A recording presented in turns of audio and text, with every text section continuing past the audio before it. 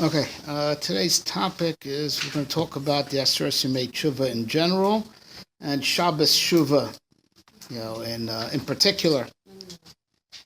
But I'll give a general overview to the Aseres Yemei Teshuva. The pasuk says, "Dirshu Hashem behi matzo," right? Seek HaKadosh Baruch Hu when He could be found. So the Gemara says in Maseches Rosh Hashanah, these are the 10 days between Rosh Hashanah and Yom Kippur. The Aseres Yemei Teshuva is Dirshu Hashem behi matzo. Seek Hashem when He could be found. That's a little bit of a wonderment. Even the actual words of the pasuk, Dirshu Hashem behi matzo. Seek Him when He could be found. Well, He's everywhere all the time. Right, and they said this is referring to Aseres Yemei Teshuva. I would have understood the Gemara better if it would have made the drasha from the second half of the pasuk. Kira'uhu biyoso karov. Call to him when he's close. So I can understand he's might be closer to us, during the Aseres Yemei Teshuva. But it's not what it says. It's what it says. Dirshu Hashem bihi matzo. Seek Him when He could be found. Those are the 10 days. From Rosh Hashanah until Yom Kippur. There's a famous question that's asked that the Gemara tells us, everyone is aware of this Gemara, that a person who does more good than bad is called a tzaddik, and they on Rosh Hashanah are signed and sealed for life. A person who does more wrong than good is a rasha, and on Rosh Hashanah they're signed and sealed for death. The Beinonim, those who are 50-50, so they're tluyim v'omdim, they're hanging until Yom Kippur. If they do tshuva, then they're sealed for life. And if they don't do tshuva, they're sealed the other way. And so the famous question that's asked, is that if they do tshuva, they are sealed for life. And if not, they're sealed the other way. Why do you have to do tshuva? Just do one more mitzvah. They were 50-50, right? They have to hit 51%. Huh? Why do you have to do tshuva? Do you know that you're 49? Exactly. Where you are? Exactly. Right? He's saying, let's just say you counted. Right. Just say the Beinonim are 50-50. This is God talking. The Beinonim are 50-50. If they do tshuva, they have a suspended sentence. If they do tshuva, they're inscribed for life. And if they don't do tshuva, they go the other way. So this is the question that's asked is, if they're 50-50, they have to just do one more mitzvah and they tip the scales. What? You don't know. So why is it dafka tshuva? Teshuva has to bring you maybe even closer than what you mean by mitzvah. Right. So I mean, it undo more of the wrongdoings that you did. Oh, tshuva is definitely better, but it sounds like if they do tshuva, fine. If not, why did they have to do tshuva? They just have to add, another, just one more mitzvah. But then what's their life really? It's just about accruing something and not having a real change. But you can do a mitzvah, but not the change. Right. So, but this is, what value will your life bring if you have it for another year? So don't we have to prove, to make a change that we are investing in because we're changing. Instead of just accruing another. Fine. There are those who say that answer that really the Benoni really doesn't deserve to live. He has to. So he has to change his status to a tzaddik, right? And so he does that by doing tshuva. He's really actually been sentenced to death, but he has 10 days to change his status. So since he's already been sentenced to death, that's why he has to do tshuva. He hasn't been sentenced. It's not that he hasn't been sentenced at all. He's been sentenced to death. He has 10 days to change his status.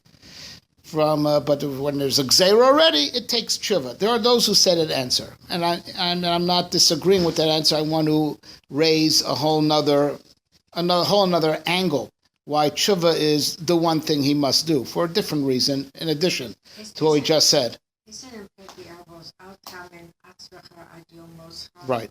I'm only. Everyone should assume he's a Russia. Everyone should assume he's a Russia. Assume that you're a Russia, right? Yes, absolutely. Well, I'm just talking about just for it's the Gemara speaking from God's perspective, the way He does things. So God, who knows that someone's a Benoni, He wants him to do tshuva. He doesn't want him to do one more mitzvah. And it's God, who knows the score. God, who knows the score, is demanding tshuva. He doesn't want just one more mitzvah. Okay? So, I want to. Teshuva helps you come closer to Hashem. It repairs the relationship. Yes. Yeah, so the question is, why is that? That is the one thing that God wants. He doesn't want anything else. He doesn't want one more mitzvah. From the Benoni, he does not want one more mitzvah. He wants tshuva, dafka. So now, there's a very interesting thing about our calendar. The Jewish calendar. We how do we measure time?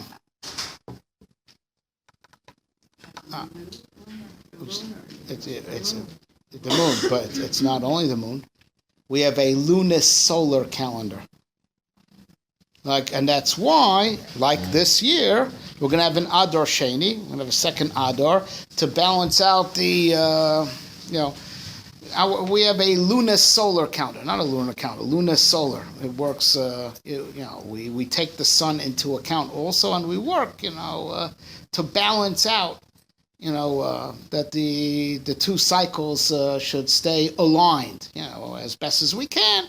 So on the average, every third year is a leap year, as we're going to explain in a minute. All right. So now let's talk about the two different cycles that we measure time by. There's the lunar cycle, and there's the lunar year and the solar year. How long is the lunar year?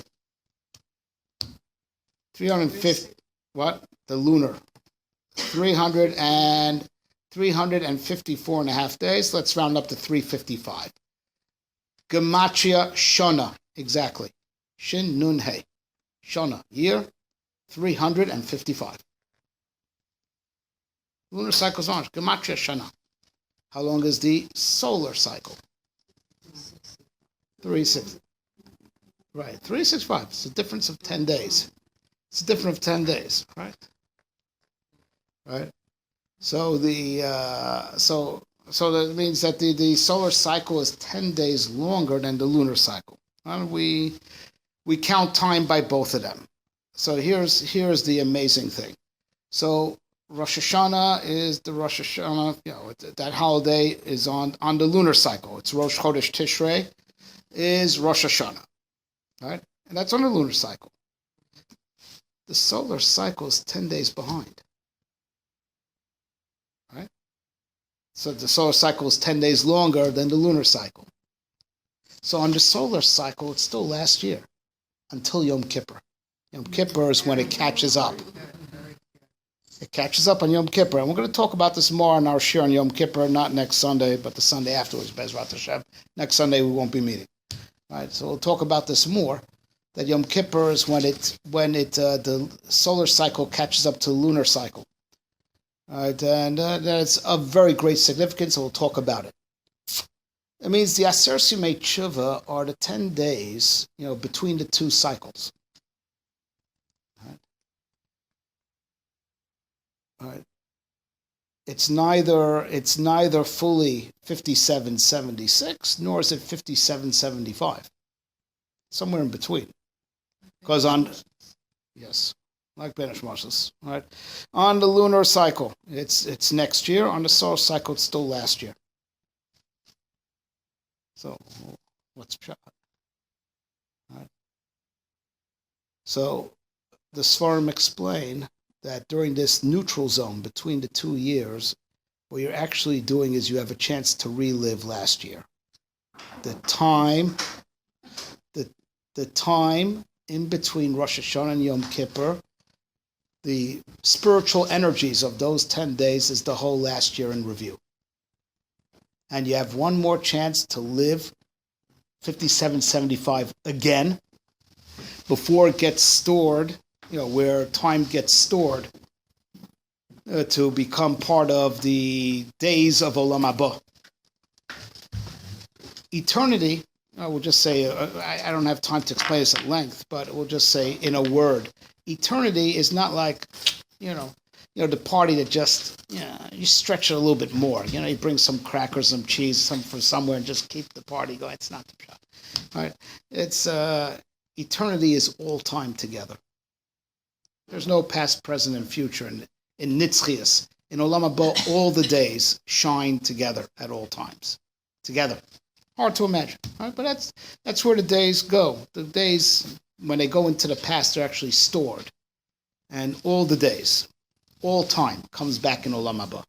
But before it's stored away, where time is stored, to be lived again in Olam Haba, all time together, it comes back one more time before it goes into storage. And that's the Aseres Yemei Teshuva. Every day is worth approximately 35 days. Right? Yes, because you condensed 355 days in 10 days. Right? So this neutral zone between the two cycles is when you have last year in review. And you have a chance to make up everything you missed. And that's the avodah of the Aseres Yemei Teshuva. God's not interested in anything else. He's interested in Teshuva. From the Benoni, he doesn't want anything. He doesn't want anything new. He wants the job of the Aseres Yemei Teshuva is to set there, do it right. You have the whole year all over again, right? So I'll explain. Just doing everything right. Everything you did wrong all year, just do it right now.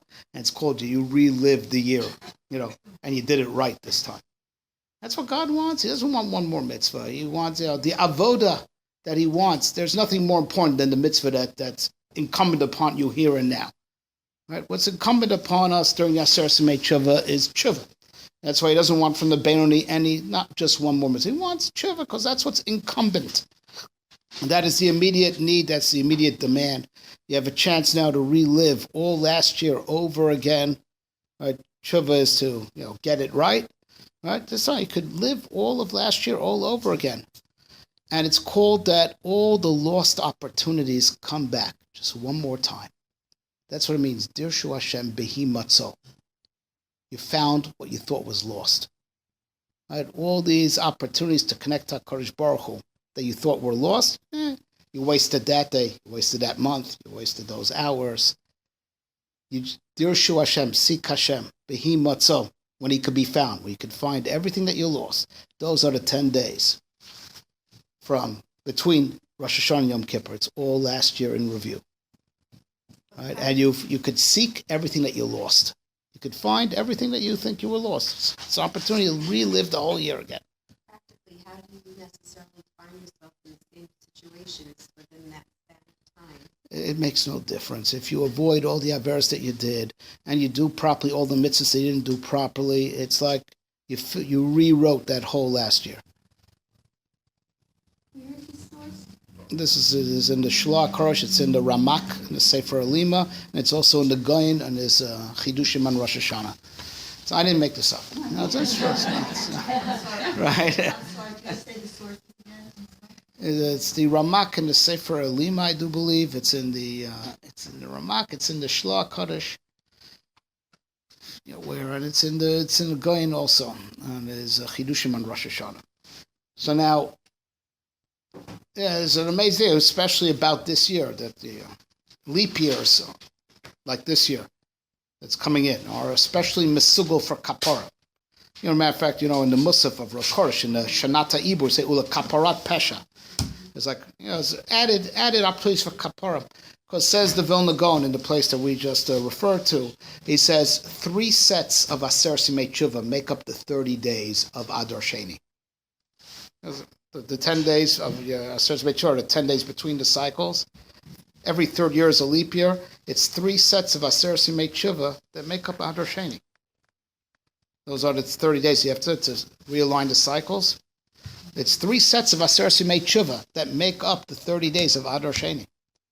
That's why a leap year is especially mesugel for Teshuva. It's a very special year. Right? So Dirshu Hashem be matzo. What Chazal is saying, a God could be found. I mean, yes, you could find all the lost opportunities. Those are the 10 days between Rosh Hashanah and Yom Kippur. It's an opportunity. You relive last year. You get an opportunity to do it right. Right. So now, amongst the landmarks that we have along the way is Tzom Gedalia. So the Maharal has in the Sefer Netzach Yisrael has a very interesting question. It says like this, it's in the Maharal's universe, everything's perfectly parallel. The time, even the time, and even the weather. It's the Maharal's perfect world that he lays out in his books. Everything's perfectly aligned. And he points out that most of the fast that we have over tragedies that befell Jewish people either come when it's extremely hot or extremely cold. Right? Shiva Asar B'Tammuz, Tisha B'Av, Asar B'Teves. Right? Tammuz, it's July-ish, it's when it gets too hot. Shiva Tammuz and Tisha B'Av are too hot. Right? And Asar B'Teves, Kufas Teves, too cold. Right? And he says there's a reason for it. The extremes, the edges are where things are most far. We want to break something. You could break it at the edge. It's harder to break it at the middle. In the center is where it's the strongest. The edges, which are the extremes, are the weakest. Am Yisrael is most vulnerable during these extreme months. The extreme hot, the extreme cold. Extremes are where things are most breakable, not just physically, but also spiritually.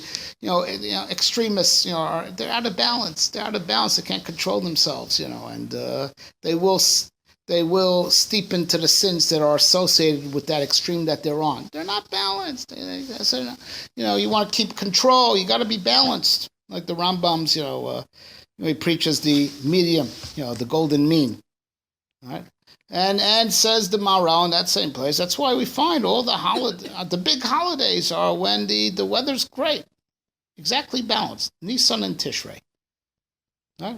When the weather's not too hot, not too cold, and the days are perfectly balanced, exactly 12 hours of light, 12 hours of darkness.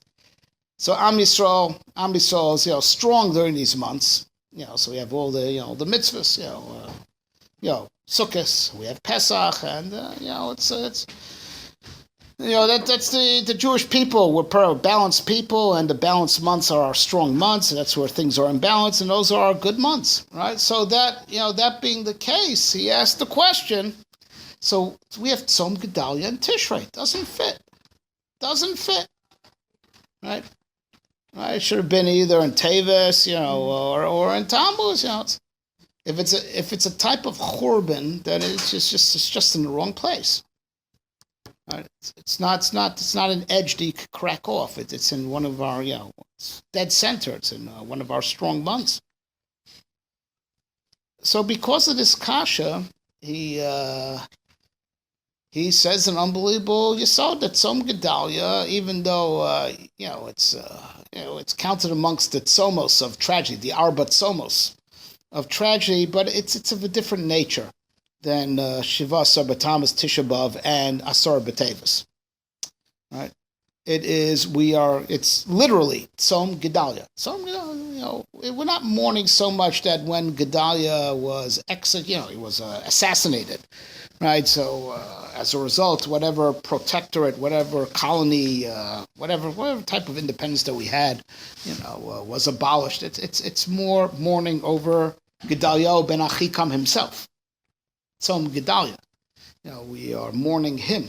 It's the theme of the day, he says, is Misas Tzadikim. Right? The passing of the Tzadikim. That it's a tragedy for us that we don't have him anymore. Right? But in the global, in the cosmic sense, the Tzadik is Mechaper.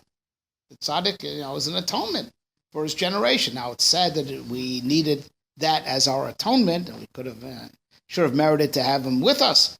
Right? But cosmically, it's atonement. It's sad that we needed to come on to that atonement. Right? And for the tzaddik himself, it's an ascent, not a descent. If he's a tzaddik, he goes goes to heaven. The tzaddik is like a korban. Chazal learning out that Misas Miriam is mentioned right next to Para Aduma. That Misas Tzadikim is like a korban. Like korban's machaper, Misas Tzadikim is machaper. So Maral says take a deeper look at that. Misas Tzadikim is even more than a korban because it's the tzaddik has gone home. He was shuv. He has returned. Ruach Teshuva Elokim Asher Nasana, the spirit goes back to God who gave it. Right? For the tzaddik, it's him. He's going home to where he really belongs, going back to his father's house, HaKadosh Baruch Hu. Right? And in doing so, finding his proper place, it's cosmically everything finds its proper place. It says that's the theme of Aseres Yemei Teshuva. Aseres Yemei Teshuva, going home. So Gedai Ben Achikam, the tzaddik, when he dies, his misa is a big kapar and a big tikkun because he's going home, right? And it has cosmic ramifications. Machaper on the door, and it also helps us. It raises us up also, even though we're sad that we don't have him anymore. But nonetheless, in the bigger scheme of things, right? It's a tikkun and it's a kapara. Right? And for the tzaddik himself, he's gone home. He says it's very apropos that Gedaliah was, assassinated during the Aseres Yemei Teshuva. So even though it's terrible that he was assassinated, he went home. He went home. He was shuv. And this is the Aseres Yemei Teshuva, going back to where we belong. The tzaddik feels that his house is in heaven. Right? And dying that way is a tikkun for the whole generation. And he says like this, and then Reb Tzadok HaKayin further develops the thought that the idea, and therefore, so since it's the tanis of some guys misas tzadikim, that it's sad for us, but for the tzaddik it's going home. And as we fast, also it's supposed to be to live that out in a miniature, in a small way, like because when you fast, you mitigate the body, it's sort of like dying, and it liberates the soul. That's what Tanis does. Right? So so that's what the Maral says is the emphasis in Tzom Gedalia to focus on Misas Tzadikim, that the tzaddik goes home, and also to be in step of the day. You want to somewhat push your body down a little bit by fasting, and it also liberates the neshama. The neshama, as it were, took a step towards home, and from that higher place that the neshama is, as a result of the tanis, sort of like a little miniature of how the neshama of the tzaddik goes back to its real home upon his demise. But from that higher place that the neshama reaches, after the tanis of Tzom Gedaya, it's in a higher position to take over the body. In a battle, whoever has the higher ground has the advantage. Tzom Gedalia, right, is like, to liberate the neshama, right? So it has the higher ground. Push the body down, let the neshama loose, and from that higher ground, it'll enable the person to do tshuva. That's what the Maral says. Right, so that's the idea of Tzom. That's why it's like this year, it'll be the first of the Aseres Yemei Teshuva immediately following Rosh Hashanah. It's as soon as possible after Rosh Hashanah. As it sets the tone for whole the Aseres Yemei Teshuva that the neshama has to return to somewhere closer to God, to be in a position of dominance, and from on top it'll be easier to take charge of your life, for the neshama to take charge over the body. Yes. There's not a connection, an experiential connection in one fasting. Yes. That of the neshama essentially release. Yes. So, that's in this. He said that's the point of Tzom Gedai. It's not like Tisha B'Av. Tisha B'Av is just to be miserable. Right. Tzom Gedai is not about being miserable. It's about liberating your neshama from the shackles of the body, like the tzaddik when he dies. For him, it's just an ascent. We're upset, but he's happy. He's gone home. Tshuva, and never going to die during the Aseres when everything's going back, right? I'm wondering how it actually occurs if you're not feeling, you're shut down, you're tired, your mental capacity is not as alert. So I'm wondering how that really works. Well, no, I mean, it's you have to go in expecting to get that experience, so if you're looking for it, you'll find it. You have to have that expectation. That's what some Gedaya is about. Some Gedaya is not about misery. It's not avelus in so much as it is about liberating the neshama to take its more natural higher ground. Like the tzaddik, when he dies, it's a big tikkun for the tzaddik he's gone home. He feels he's gone home, and that's why it's a kapar for a whole generation. It's setting things right in the cosmos. Things are going to their proper place. There's apropos during Aseres Yemei Teshuva, everything going back to its proper place, everything going back to its natural state. All right. So now it brings us to the next major landmark of Aseres Yemei Teshuva is Shabbos Teshuva. All right, it has a very early source in Chazal. All right, the congregations didn't make it up. There's something real about it. There's a medrash in Parshas Bereshis that after years, Cain and Adam Arishan met up, and they bump into each other. So Adam Arishan asked Cain, "You killed your brother, right? What was up with that? What happened with that?" So Cain says, "Asisi tshuva v'nit pasharti." I did tshuva and I cut a deal with God. Got a commuted sentence. I didn't have to be killed, and no v'nad, and even I didn't have to even actually be no v'nad. It says vayeshev beretz nod. I only had to wander a little, not a lot. So sisi tshuva is pasharti. I did tshuva and I cut a deal with God. So Adam Rishon says, "Zo kocha shel tshuva." That's the power of tshuva. Hayo lila. I should have done tshuva. Pasach v'amar mizmor shir liyom Shabbos. After Adam Rishon learns about tshuva from Cain, says mizmor shir liyom Shabbos. It's a medrash. He learns about tshuva. He says mizmor shir liyom Shabbos. But it definitely points to the fact that tshuva and Shabbos are connected. That Shabbos tshuva is something big. It's a serious landmark in the Aseres Yemei Teshuva. The two concepts are related.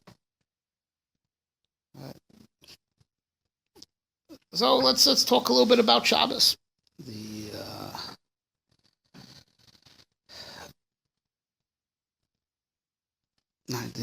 idea of Shabbos, is a very interesting idea, right? It's we celebrate creation, but it's not the day when creation took place. God created the world from Sunday through Friday, right? Right? Shabbos is the day of rest when he didn't do anything. It's all right, so if we want to make a siyum on creation, you make Friday the holy day, like the Muslims, right? You want to celebrate the beginning of creation, you make Sunday the holy day, like the Christians. What's Shabbos? Right? It's not the Gemar. It's not the beginning. It's its own thing, It's and that's what the celebration of creation is. When it's not the day when creation was neither initiated, neither finalized. And that's Zechel Masa Bereshis.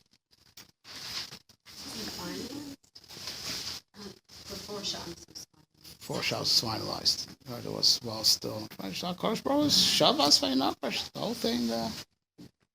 Right, the whole thing ceased on Shabbos. It was, meaning it was all kaleh. It was all finished. On Friday, he did not work on Shabbos. He didn't work on Shabbos. Right. So the question is, so you're alluding to a chazal. That chazal I want to get to. Right. So that the pasuk says like this: Vaychal b'yom hashvi. God finished on the seventh day. So everyone knows the famous story. It's a Gemara that when by the Septenguit, right, the Targum HaShivim, when Talmud HaMelech, demanded that that Chazal, right, to translate the Torah into Greek for him. So they changed the text over there. It said Vayichal bayom hashishi, finished on the sixth day. Vayishbos bayom hashvi, and he rested on the seventh day. It's not what it says in the Bible, in our Bible. It says Vayichal bayom hashvi vayishbos. He finished on the seventh day and he rested on the seventh day. He ceased on the seventh day. So it's a contradiction. If he means he was working on Shabbos, so he didn't rest. He didn't actually cease on Shabbos. If Vayichal bayom hashvi, right? So for Talmi HaMelech, they didn't even bother. They just say they amended the text. So the way the Targum HaShivim, it's around in university, in libraries. The Targum HaShivim, they changed the text. Say God finished on the sixth day and he rested on the seventh. But that's not what it says in the Chumash. It says that he finished on the seventh day and he rested on the seventh day. So which is a contradiction. That's why they had to change it for him. So amongst the different solutions that Chazal offer, for us to understand our text, which is the text that Kodesh Baruch Hu dictated to Moshe, so they say, Mahayolam chaser minucha, ba Shabbos ba minucha. What was the world missing? The world was missing rest. Came Shabbos, came rest. What? Right? So he did finish on the seventh day because he created rest. What? You don't need to create rest. Rest is the least creative. Just do nothing. You're resting. It's not a creation. Rest is not a creation, right?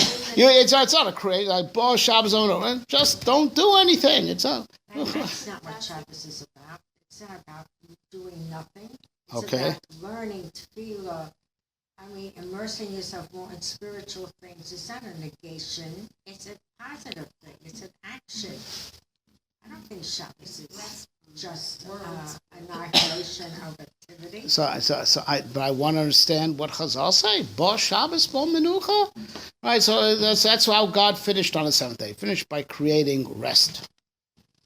Create rest. Why do you have to create rest? Just don't work, and you're resting. He created a possibility of it. Otherwise, we wouldn't have it. What's the possibility? You don't have to create. You don't have to create not creating. You don't have to create not creating. You don't have to do not doing. Mental define menucha. Right. Menucha from physicality. Menucha from.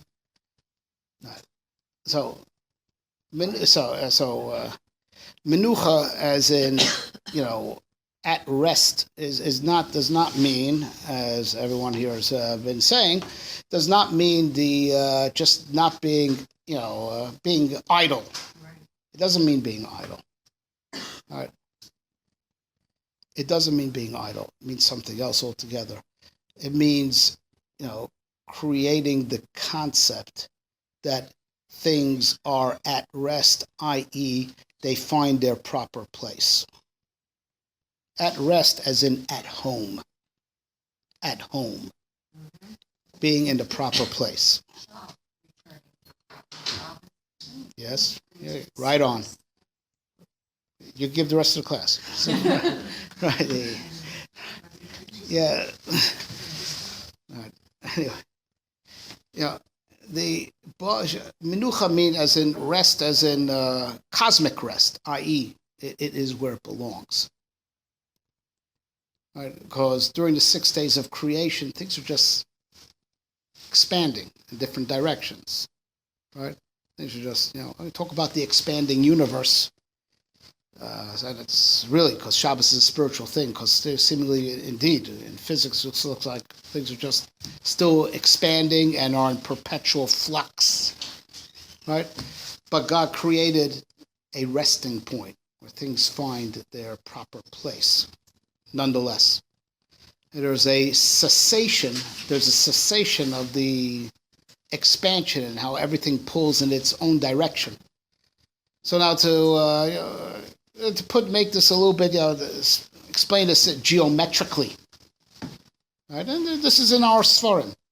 Right? It's not a coincidence that the world was created in 6 days. A three-dimensional world was created in 6 days because 3 dimensions have 6 edges. Each dimension has 2 edges. Look, width has, the right side, the right edge, and the left edge. Right? Height has the top and the bottom. Right? Those 2. And depth has the in and the out. Sheish ktsavos, right? 6 edges, right? And then those, and the 3 dimensions, each dimension moves in 2 directions, the 2 poles of that dimension. So it means expansion is in 6 edges, right? Right? So what's the 7th? Center. And the amazing thing about the center, right? It's on no side, and it touches all the sides. It's on all sides, but it is on no side, but it touches all the sides. It's where all the sides end. It's where all the sides end. It's Shabbos. It's where it ceases. Because I ask you, where's the center?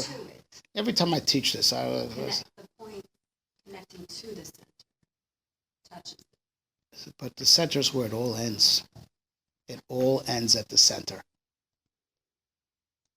I mean, how big is the center? So it doesn't take up space at all. It's on no side. Every time I teach this, some guy in the crowd says, well, Grand Central is very big. When I say center is small, all things called central are big. Right? Okay. But the center is it's a concept. But what we know about is where it's where all sides end. It's on no side. All the expansion ceases at the center. It's the point of convergence of all sides. But it's the point of convergence so as it's not on any side. It's just a pure point of convergence where all sides end in unison. Or meet. Right. Convergence. So it's on that side. It's not on the top. It's not on the bottom. It's not on the right. It's not on the right. It's not in. It's not out. Right. It's where it's on no side and it touches all sides.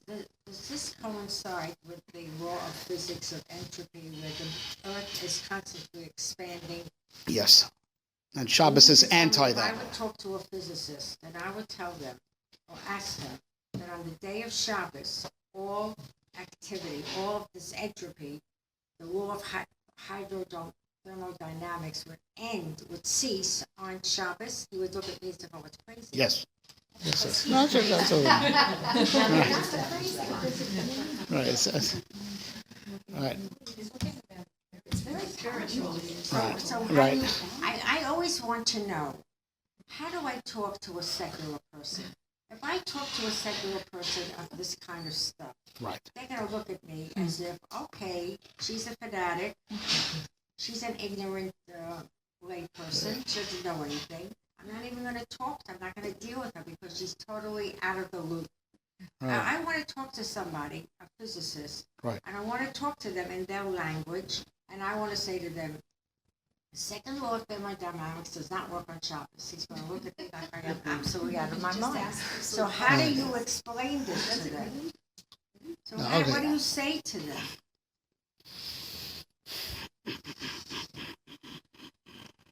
No, that's not how you do it. The way you right. So you come, you drink with them. You just No, not coffee. That's not going to do it. No, you take out the hard stuff, and then after that, everything makes sense. You have a few drinks together. That's how you do it, right? I mean, Kiruv, it's not an exact science. Just to make a point.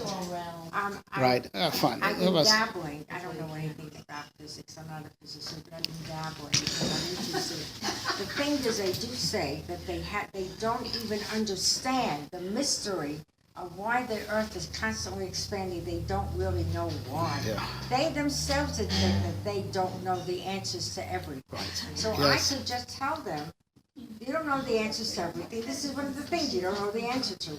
I mean, that's the way I guess I can handle it that yes, way. But it's 2 other points. They certainly don't know what's holding it all together. And that's what Shabbos does. It's what's holding it all together. And holding it all together and also moving it forward. And we'll explain. Right, we'll explain. They don't know the mystery. I don't know really why My it question keeps is, on what closed. Or draws them to the center. Yes. What power or what? That's the power of Shabbos. So I like said, in physics they talk about dark matter. It's like a lot of matter we just don't see. That must be holding it all together. They just don't anything but God. Anything. It's dark matter. Whatever. Say anything but God. Is it a pull? It's the unifying force that holds all the opposing forces in a equilibrium. That's what Shabbos is. It's the center. Without Shabbos, the world would destroy. So everything would continue to pull in its own direction, and opposing forces would cancel each other out. Yeah, if not for Shabbos. I mean, how it express itself to the naked eye, I can't tell you. But that's what Chazal tell us. What our Sforim say. If not for Shabbos, things would continuously pull in to their extremes, and which would also cause opposing forces to cancel each other out. Shabbos holds it all together. It's the center. It holds the whole thing together.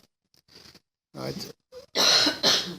But it's more than that. It's the center as far as the function of holding everything together. Right? But there's more to it than that. Right? It's where. It's the point. So A, it holds everything together, right? B, it's where all the sides end. The point center is on no side. It's on no side, right? So what that means is that there's a way out of the box. There's a way out. Seemingly, the universe is without limit. Now, or let's say like this: every creature is trapped in its dimension. Can't get out. A one-dimensional creature is trapped in the one dimension that it knows, and then doesn't mean it gets boring there, because a one-dimensional creature could think he's in an infinite reality, because the one dimension that he knows extends infinitely this way and infinitely that way. If he's in height, if he's in width, expands infinitely. Right? It's but you're stuck there. You can't get out. Right? Just the center is where you could escape. It's where you get out. It's the escape hatch. That's the point where that dimension ends. Right? But you can miss the center because it's infinitesimally small. Right? Doesn't exist in regular space.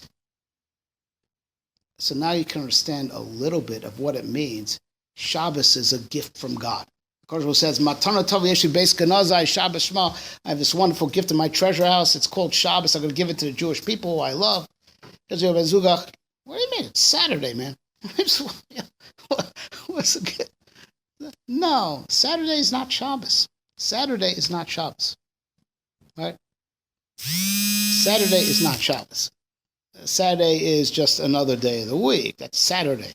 Right? Shabbos is, that on Saturday, God revealed point center to the Jewish people. But point center is something that, it's pretty natural to miss. It doesn't take up space. It's a concept. But if God gives you as a gift the center, from there you could escape to any dimension you want. Right? Get beyond. What are the other dimensions? Infinite dimensions. That keep a person sane. So what It's infinite dimensions. No, there's no end to. There's many more dimensions than we're only aware of 3. There's many more. It's like a one-dimensional creature thinks that's all there is. So there's infinite dimensions. Right. Right. So well, first of all, it is actually impossible, if not for a fact that it was a gift from God. Right? It's but let's go step by step. So the residual benefit that the whole world gets from Shabbos, even Jew and non-Jew, like I said, it holds the whole world together. That is the cosmic unifying force that stops the universe from ripping itself apart.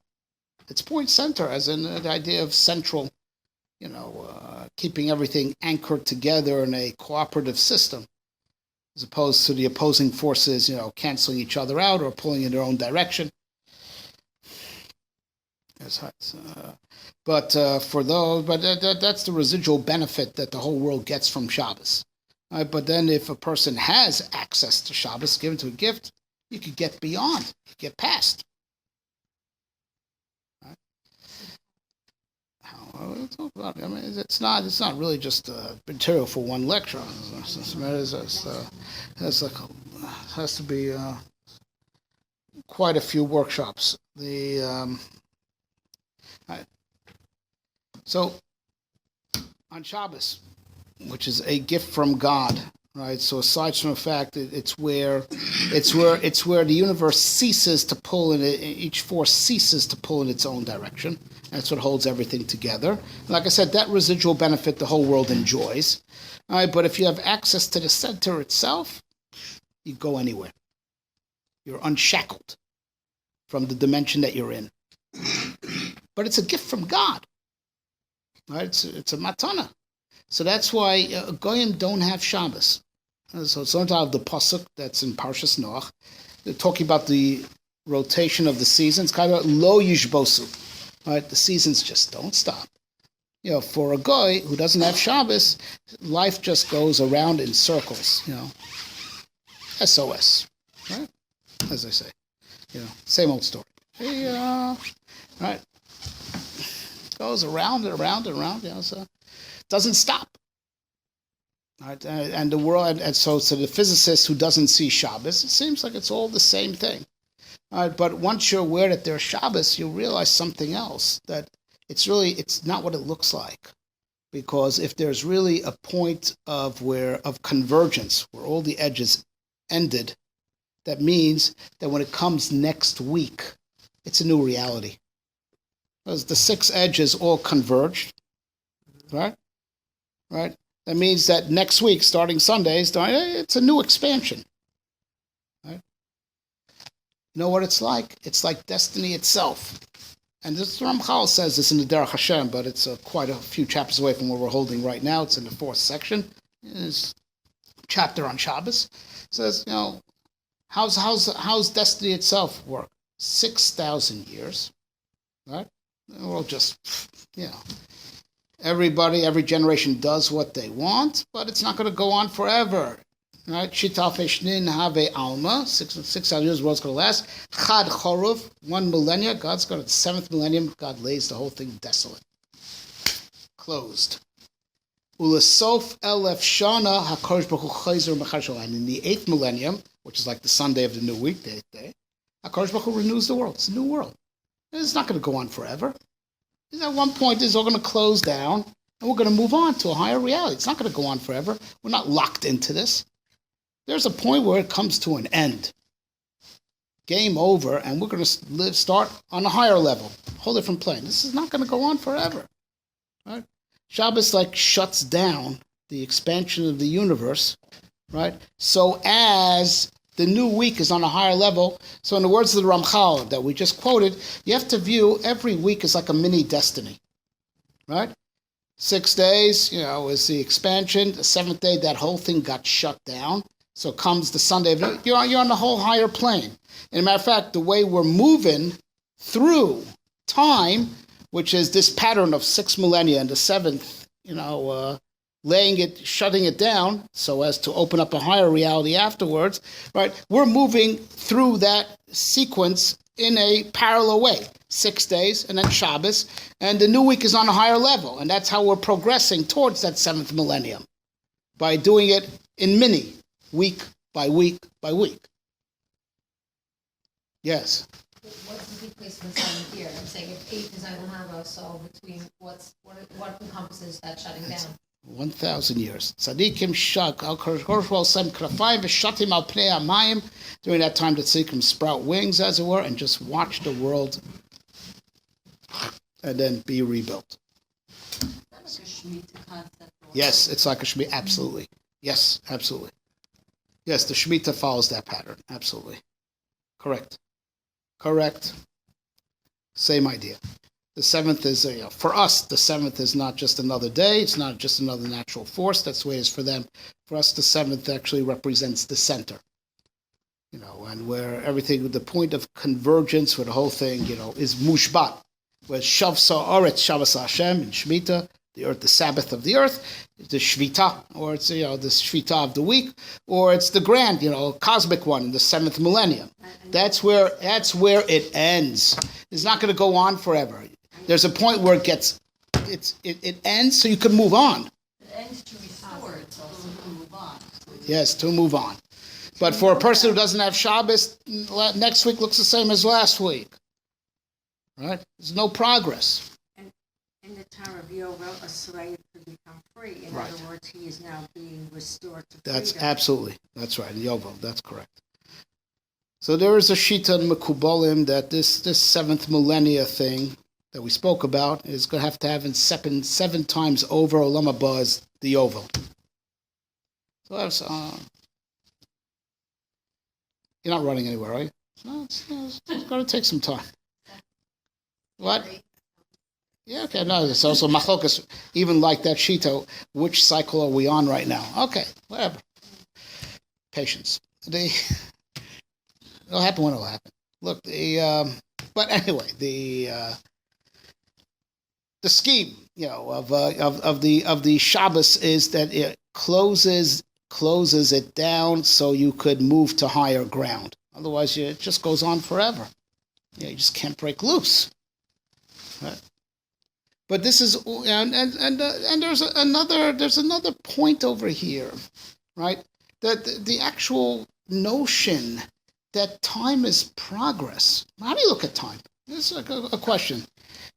Is time like nanosecond, disconnected points of time, or is it like a conveyor belt? Right? Now, we spoke at the beginning of today's session that, we dropped a hint. We say the past is not gone. The past is stored. It's stored. Right? Time is not gone. Time is stored. Physics can't see that. Physics only sees the moment. So from a physics point of view, it's like the medieval saying, got translated into Hebrew. However, ayin, right? The past is naught, it's oblivion. V'asid adayin, and the future hasn't happened yet. V'ahive keheref ayin, and the present is like the batting of an eyelid. Yeah, but of course that's not the Jewish concept of time. It somehow made it into got translated into Hebrew. It's a medieval saying, but it's more supposed to reflect your view of physical time. The physical time should be looked at that way. Past is gone, nothing to worry about. It's gone already. Yeah, the future's not here yet, and the present is just snapshots. But of course, with that perspective on time, there's no point in doing tshuva, right? Yes, it's very depressing. The Jewish notion of time is that past, present, and future are actually connected, right? But it's on a conveyor belt. The part of the mat that happens to be beneath our feet at any given time we call the present, but that time doesn't go into oblivion. It's behind us, and it gets stored for the future. And then there's the future that's gradually moving towards us, and all of time is connected. And that's why the past is in a certain way still there, which therefore makes tshuva very meaningful, because it's out there. Your past is out there and needs fixing, right? Right. And it's most definitely shaykh to make a commitment for the future. The future also exists in a certain way, even though we're not living there yet. So charot al avar Kabbalah asid. It all makes sense if you view time as a conveyor belt. Shabbos gives us that picture of it, right? And now that Shabbos is the cog that turns time itself, that turns that conveyor belt. Hayom Yom Rishon b'Shabbos. Hayom Yom She. The very fact that we call the first of Shabbos, the second of Shabbos, third of Shabbos, means all the days are adding up to Shabbos. And what's causing the world to turn and to make that progress is Shabbos. moving from Yom Rishon b'Shabbos to Yom Sheni b'Shabbos, Yom Shishi b'Shabbos. Compare that with a guy's Sunday. That's the sun's day. Monday, that's the moon's day. You know, each one connected a separate Avodah Zarah. The days aren't connected. The days aren't connected. Right? So Shabbos is not just the center, it's a unifying force, but between all the components and between all times, and it's also the wheel that's actually turning time from Yom Rishon bis Shabbos until Hayom Yom Shabbos Kodesh. All the days are adding up to Shabbos. Right? So it's like that, to the naked eye, it looks like past, present, future are not connected. Past, on, present. Shabbos makes us aware that we're on a conveyor belt. But it's a conveyor belt that doesn't just stretch arm and time. You reach home, you reach menucha, you reach home, and then you're starting a new journey on a higher plateau. Come Sunday.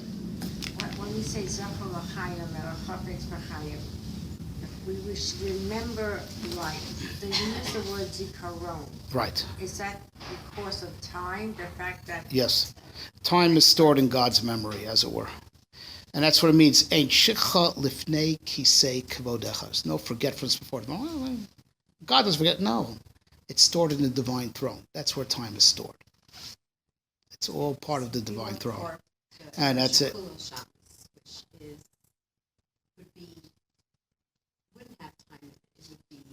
Eternity. It's all time together.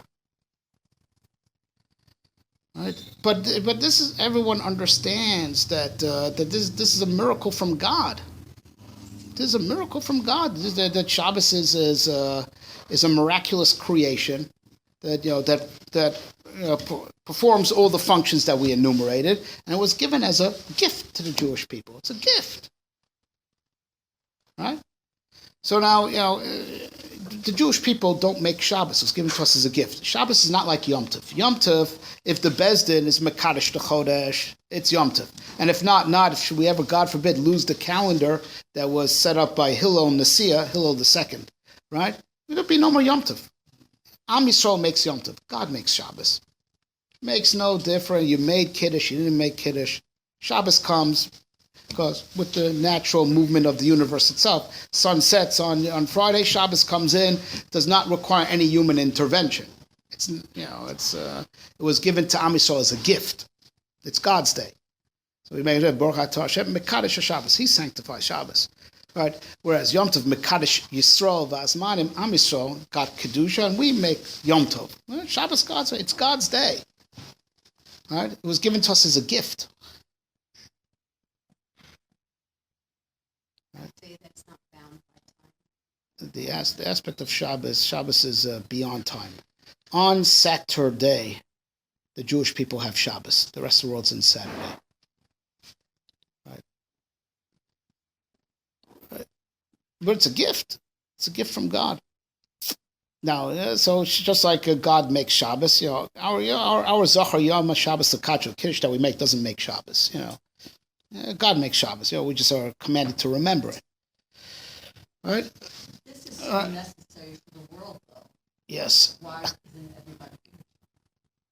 Because that's the point. It's God's day, and He shared it only with His chosen people. But we'll explain what difference it makes in a second. That's what Adam Rishon learned from Cain. Right? Adam Rishon knew what Shabbos was. Right? Chazal tell us that why do we make Bari Moreh Eish on Motzei Shabbos? Adam Rishon invented fire on Motzei Shabbos. He sinned on a Friday, right? Right? But Shabbos came in, right? So Shabbos is the day where everything's good because God is cleaning up the world. Where the cessation of the expansion universe is first and foremost the cessation of evil, right? God doesn't close down creation, but He closes down evil, because the evil is a result of the disunity and everything pulling its own direction. That's what ceases on Shabbos. Shabbos is a day of kulo tov. That's why it's a day of unity. That's why the Maharal says there's Isser Hotzah, Rishus L'Rishus on Shabbos, because there's only one domain on Shabbos, God's domain. So that's why you can't, no Rishus Harabim on Shabbos. Yom Tov, there are two domains, because it's only Chetzio LaHashem, Chetzio Lachem, right? It's Chetzi, right? Shabbos is Kulo LaHashem. It's God's day. So that's why it's an Israel Tzom, Rishus Rishus. No two Rishuyos, no two domains. It's only God's domain. There's no robbing, right? So, and Adam Rishon knew that because after he sinned, he was still allowed to stay in Eden, and he didn't see darkness. First time he saw darkness was on Motzei Shabbos. Because Shabbos, as a word, was a spiritual light of, the 24 hours of Shabbos that Adam Rishon was able to see. Because Shabbos is the day of Kulo Tov. Right? And Motzei Shabbos is the first time that he saw darkness. And he thought the world was coming to an end. Right? He thought that now the Nachash is going to come and bite him in the heel, like God says. Vata Teshufenu Akev. He thought the world was coming to an end, he's going to die. Right? Until HaKadosh Baruch Hu had mercy on him and put an idea in his head to rub two stones together. And he invented fire. Right? And that's why we make a Moria Eish on Motzei Shabbos. It's the anniversary when Adam Rishon discovered fire. Right? And then Adam Rishon said, now I know, since now God gave me fire to survive the night. Right? So I know that the world's not coming to an end. Right? But I know that Shabbos, which was 24 hours of light, is different, right, than the other days of the week. So he made Baruch HaMavdil Mikar Shchon. That's how we make. After Moria Eish, we make Baruch HaMavdil. That's the final bracha of the Havdalah.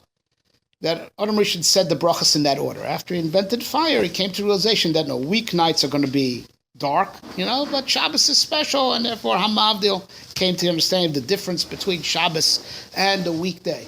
But he also knew Shabbos is something that God does. Right? So even if God is going to clean up his world with the power of Shabbos, which is what happens every Shabbos, whatever has run amok during that week has been ceased. And if next week looks similar to last week and only looks that way, it's really different. It's really on a whole higher plateau. It's on a higher plateau that may bear some resemblance to what was last week. Right? But that's God's doing. Shabbos is God's cleaning up his own world, putting a stop order on the expansion. Everything is shmushbat, right? Everything is, the expansion of the world is ceased, right? And curtailed, and everything reaches, if things were taken out of bounds, everything goes back to its rightful place. And you start fresh, like a new mini destiny from Sunday, parallel to the 6,000 years and the 7th. Right? Adam Rishon knew about Shabbos, and he knew that Shabbos is God's doing, and therefore, even though Adam Rishon knew that eventually God's going to clean up the world, and all evil will cease to exist, and all sin will be washed away, but that's got nothing to do with me. He did that, not me. I screwed up.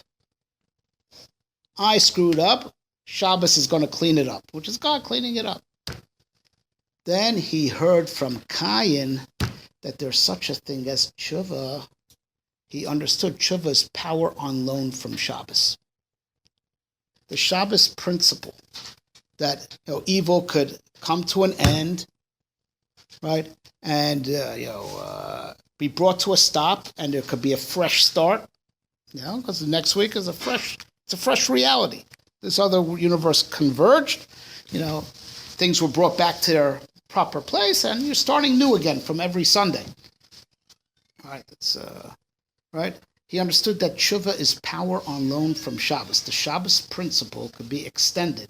Teshuva is power on loan from Shabbos. Someone here rightfully said Shabbat and Shav, right?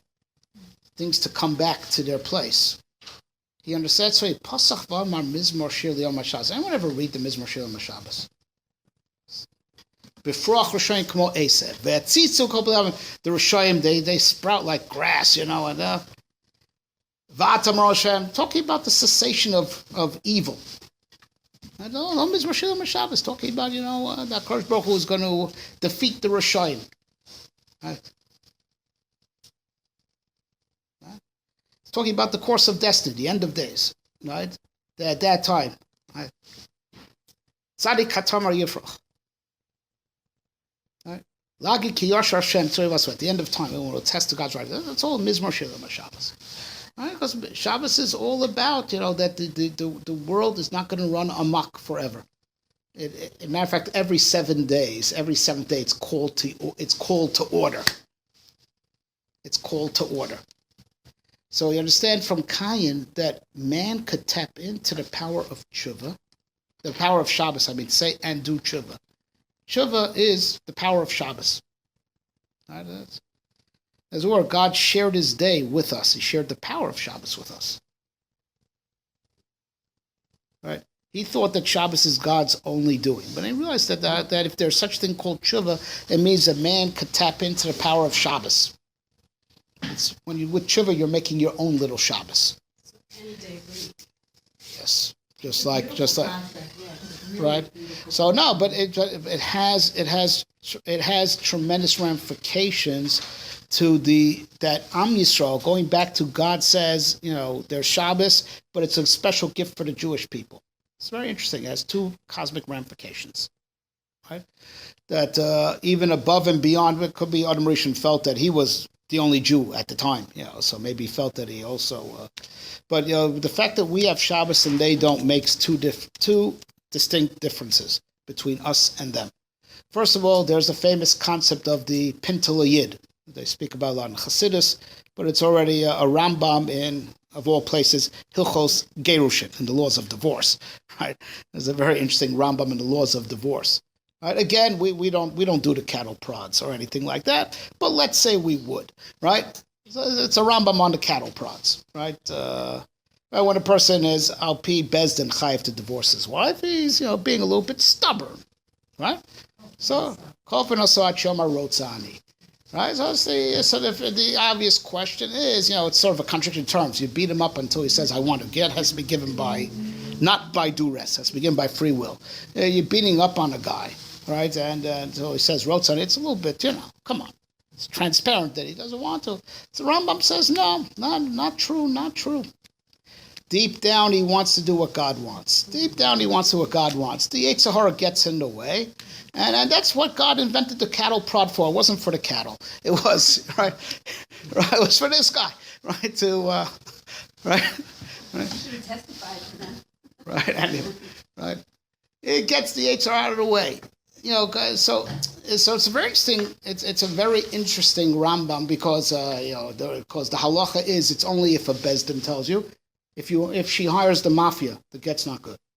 If she hires the mafia, it's not good. It's dafka if the bezdin does it. It's done by the auspices because it's halachic, right? It's done under the auspices and on the authorization of the halacha.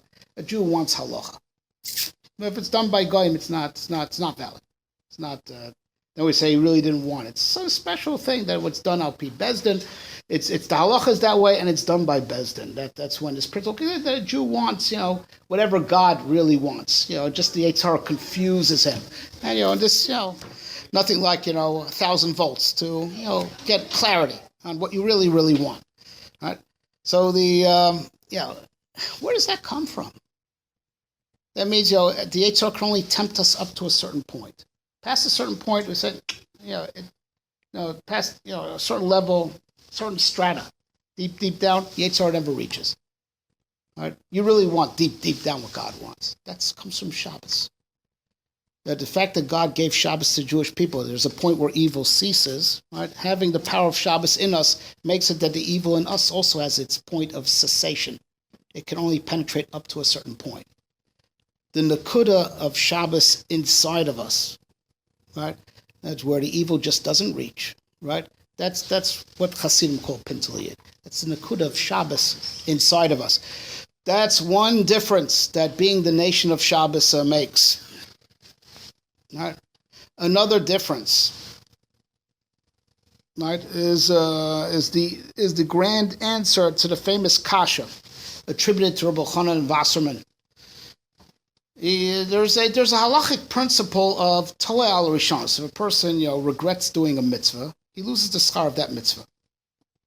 It's a terrible thing. Never regret doing a mitzvah. Never. You lose. It's a mashal. Also, you might lose the schar of all your mitzvahs, even though you just regret on one particular thing. That might be a possibility. But anyway, you definitely lose the schar of that mitzvah. You say, why did I do that?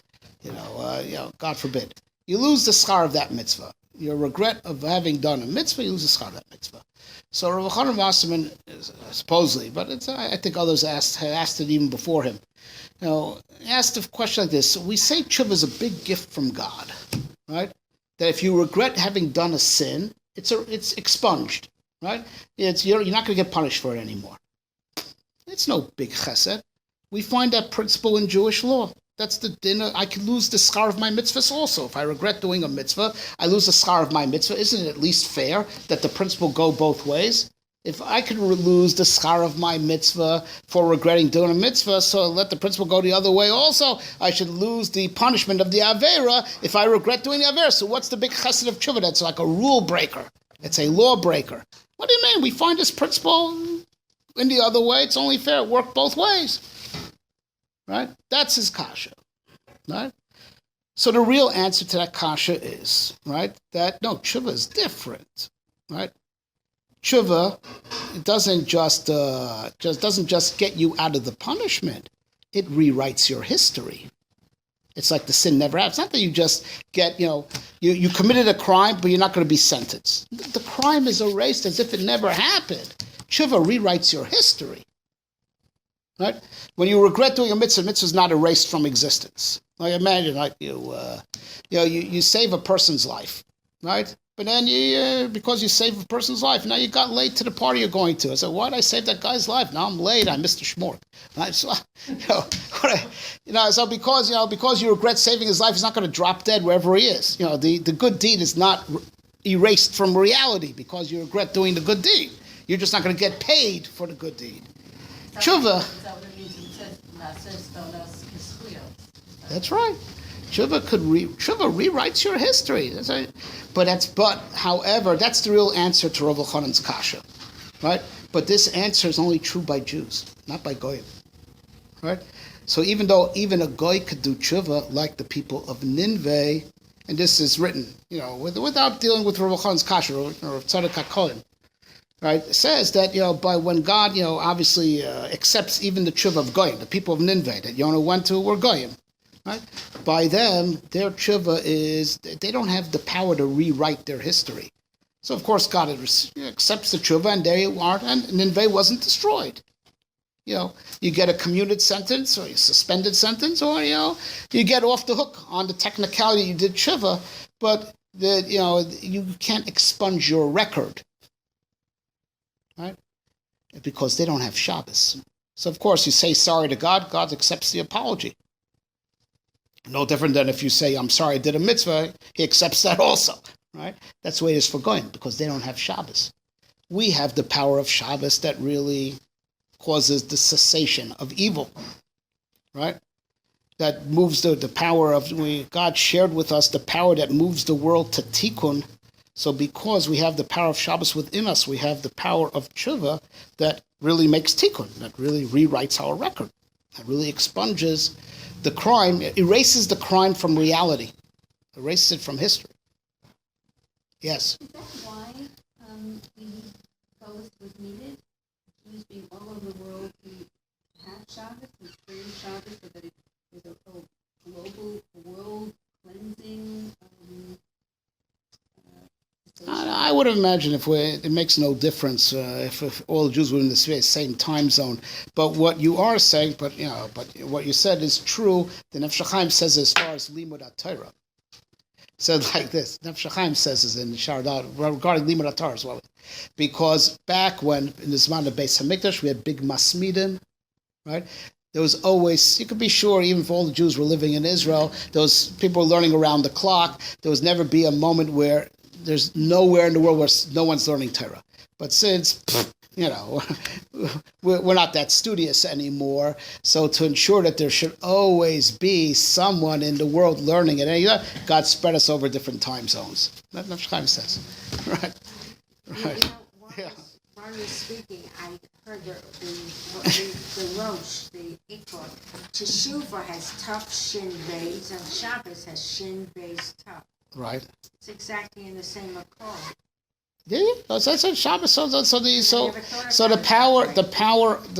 Shabbos Shuvah is a most definite central cog in the power of the Aseres Yemei Tshuva, and and to just sum it up, to the extent that you have a good Shabbos Shuvah, you'll have a good Yom Kippur, because the power of Yom Kippur emerges when Am Yisrael absorbs the power of Shabbos. And Shabbos Shiva, that gives us the power to create Yom Kippur. Yom Kippur is the Yom Tov that we create. We have the power to create Yom Kippur with all its, all its power to erase sin. We get that power from Shabbos Shiva to create Yom Kippur and to make Yom Kippur. All right. What does it look like?